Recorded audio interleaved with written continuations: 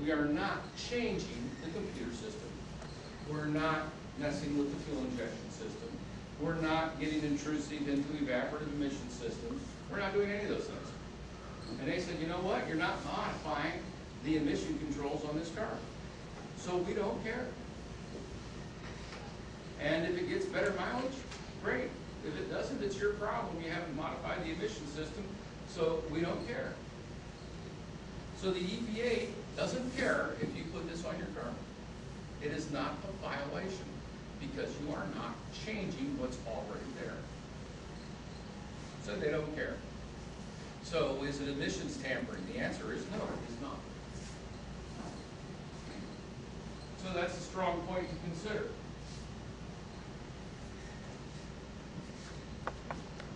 Now, how far else does this go with other people saying this is actually work? Well, here you go. In 1974, the Jet Propulsion Lab of California Institute of Technology.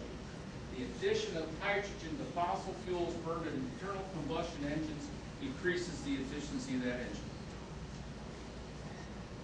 Jet Propulsion Lab of California. It doesn't. What it does is it actually enhances the ability of the fuel, whether it be gasoline or diesel fuel, to do its job. Why do we have catalytic converters? Because not everything gets burned in the engine. By adding the proper amount of hydrogen, we can enhance the ability of it to burn. It's not that we're using the hydrogen to make power, folks. We are using the hydrogen and the oxygen, the hydroxy gas, to enhance the burning of the gasoline or the diesel fuel and make it do a better job. That's what it's doing. Can you run the engine purely on hydrogen? Yes. But here you find out if we add a little bit of hydrogen, it doesn't do much. We add a little bit more hydrogen, it starts getting better. We add more hydrogen. Wait a minute, quit getting better. There's a point where we add enough that we start negating the values. The principle of lack of return. Here, this we have diminishing returns. And it will do that. It'll get to a point where it drops off. After that point, if you supply enough of it to run the engine, now you can actually get to the point where you're running the engine on hydrogen. You're not running it on gas or diesel fuel. That's another scenario yet. That takes a much more quantity, and we can't do that with what we're going to show you today. Nor are we trying to do that. However, have we been able to produce enough to go backwards? Yes. He was getting good results on his Escort, an OBD1 car, and he cranked it up and started producing more. Now he's getting less mileage than he was before he put the thing on. So he actually has to reduce its output to get his mileage to go back up again. He's hit the point of diminishing returns and exceeded it by a little bit. So, how much do you put in? Well, that's a good question. That depends on your engine. That's purely experimentation. It doesn't take a great deal. And we can certainly produce that. So, it can enhance it. Diesel's low. Here's another one. Validated by a number of papers from the Society of Automotive Engineers. They looked at what Jet Propulsion Lab has done. They studied it and said, can this be right?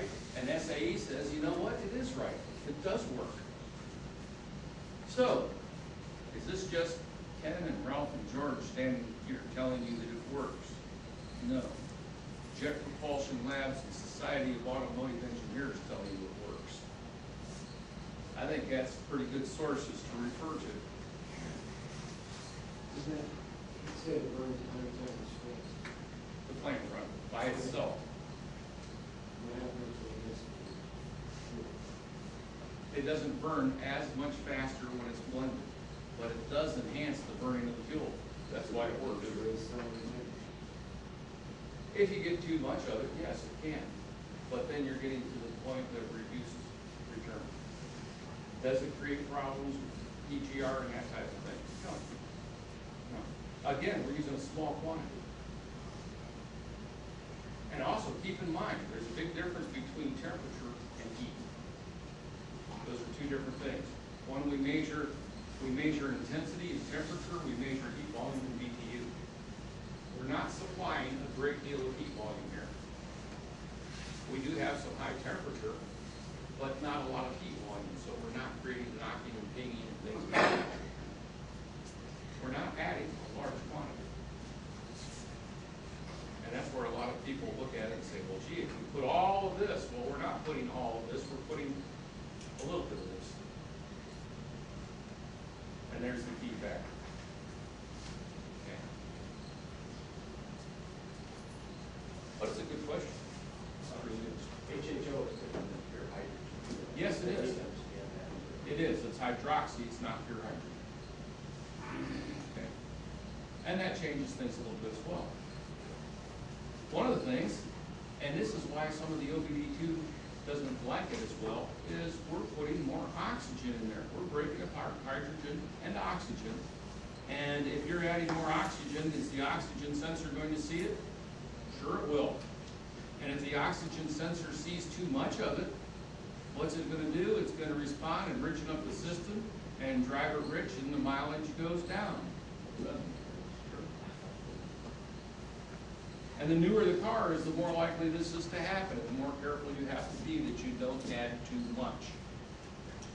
However, there are other devices out there that you can use to compensate for that, and we'll get into those as we go.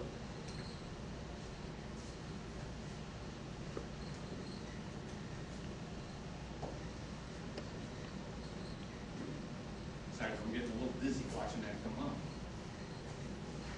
This is a proven.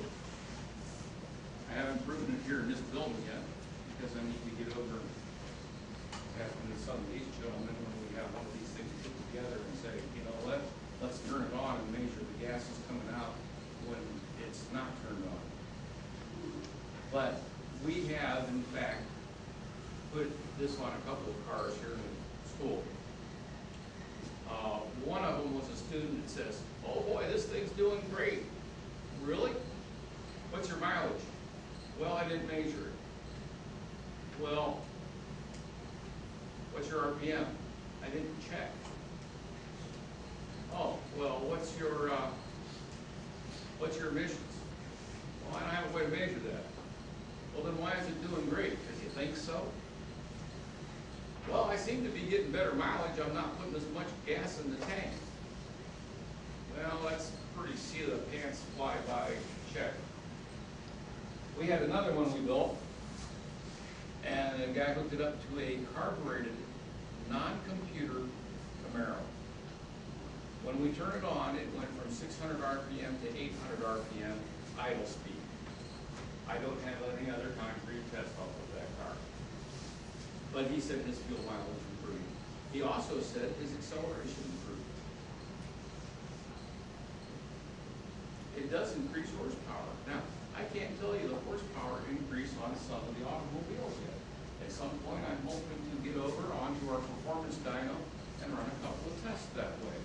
I don't have the results from here, but on a diesel truck, if you would share. Now, we have some dyno reports. I received them yet from Florida. We have some people down there working, focusing on diesel trucks. And they've had as much as 50% gain in horsepower and 80% reduction in emissions on the dyno, with the addition of 3 liters per minute, 3.5 liters per minute of hydroxy gas. It was a Cummins, 15-liter Cummins diesel, and the reports are going to be sent up to me. I haven't gotten them yet. But they've done a couple of different trucks, and they've increased power and reduced emissions on every truck that they've tested so far. So far, one is confusing them because they on the road test, long mileage road test, they've increased mileage on all but one truck. One truck has had no mileage gain, and that's confusing them. They haven't figured that one out yet.